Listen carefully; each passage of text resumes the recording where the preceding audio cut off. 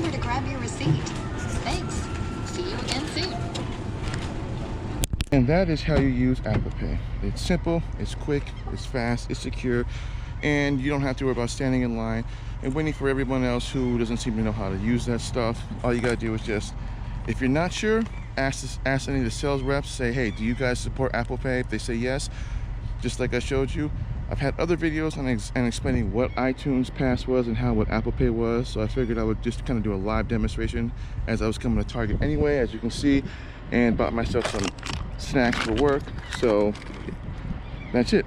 So I have some links in the cards to the left on what Apple Pay is and how it works in terms of how to add a card to it and how to use it. And I'll also have links in the description below just in case you don't see the cards. And we'll thank everybody for watching. Again, my name is Black Apino, the Apple Guy. Hit that bell notification, that way you don't miss content when I drop it. Hit the subscribe button. Helps my channel, helps me, helps me put out more content.